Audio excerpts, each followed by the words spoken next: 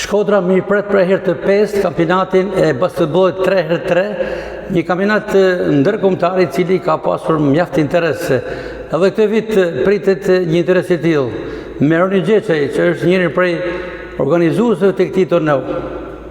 Përshëndetje Gac, kjo është viti i 5 që i aktivitetit tonë 3x3 që zhvillohet në Shkodër dhe viti i 11 total i organizimit. Presim një interesim më të lartë këtë vit, pasi kemi më shumë ekipe dhe më shumë kategori se vitin e shkuar. Pikisht për këtë sezon në krahasim me edicionet e mëparshme, çfarë të reja ka? Qoftë numri i ekipeve, por edhe ndonjë rregullore që mund të jetë futur në fuqi. Për këtë vit kemi risin për herë të parë që zhvillohet kategoria e femrave, që do jetë ditën e parë me datë 30, ku janë pjesëmarrëse 6 ekipe, një ekip nga Kosova dhe 5 nga Shqipëria, 2 do të jenë nga Shkodra dhe 3 tjera do jenë nga Tirana. Do filloj me datë 30, do zhvillasi për 4 ditë me radhë tek sheshi qendror tek posta. Për sa i përket rregullat e organizimit, risia si mjet është i kemi dhënë më shumë prioritet shqiptarëve, duke limituar numrin e të huajve në ekipet pjesëmarrëse me vetëm një të huaj, për shkak se duhet t'i japim masivizim ekipeve shqiptare dhe ta njohim këtë sport edhe më shumë në Shkodër dhe në Shqipëri. Për interesin atyre që po na ndjekin ndeshjet do të luhen aty ku janë lutur edhe me herët pa në sheshin qendror të Shkodrës? Po, në sheshin qendror do ketë edhe vende për spektatorët që mund të ndjekin aktivitetin. Do të ketë 3 tribuna kryesore, të cilat do të jenë edhe më të larta se vitin e shkuar dhe do ketë kapacitet edhe më shumë këtë vit, pasi vitin e shkuar nga interesimi i lartë kishte edhe njerëz që qëndronin këmbë. Do ketë edhe shërbime tjera mbështetëse për spektatorët, lojra shpërblyese për publikun, dhurata për publikun, kështu që ju ftojmë të jeni pjesë e aktivitetit edhe të shihoni atmosferë ndryshe në qytetin e Shkodrës.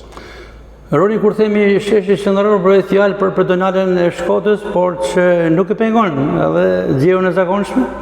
Jo, nuk e pengon qarkullimin e zakonshëm. Thjesht i jep një aktivitet shtesë qytetit të Shkodrës, për të cilat besoj që ka nevojë për më shumë aktivitete të tilla.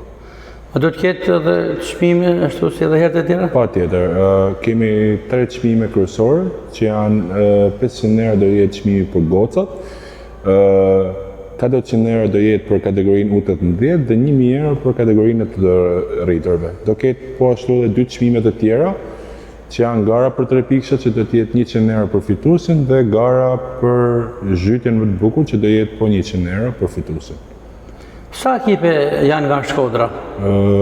Janë rreth 25 ekipe nga Shkodra dhe 12 janë nga qytetet tjera.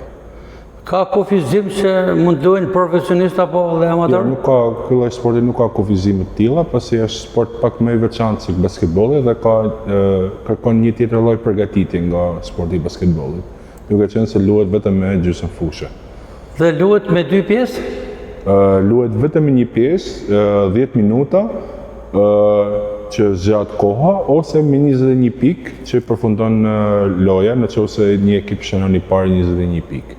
Pikët janë për 3 pikë shënohen 2 pikë dhe për 2 pikë shënohet 1 pikë. Dhe pas këtij informacioni të hollësishëm mbi aktivitetin, do të ishte më interes edhe një thirrje apo një mesazh për tifozërinë për ta ndjekur prej së afërm.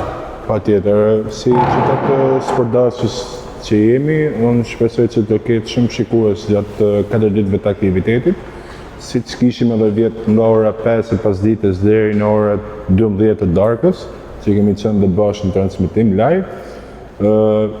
Shpresoj që edhe si mjet të jetë njëjtë interes edhe më i shtuar, dhe ne kemi marrë gjitha masat që edhe publiku të jetë i përfshirë gjatë këtyre 4 ditëve të aktivitetit.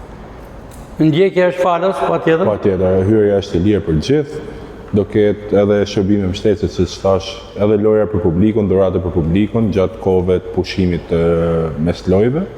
Kështu që besoj që do ketë muzikë, kështu që ju ftoj të jeni të pranishëm. Sukses, Rori! Faleminderit.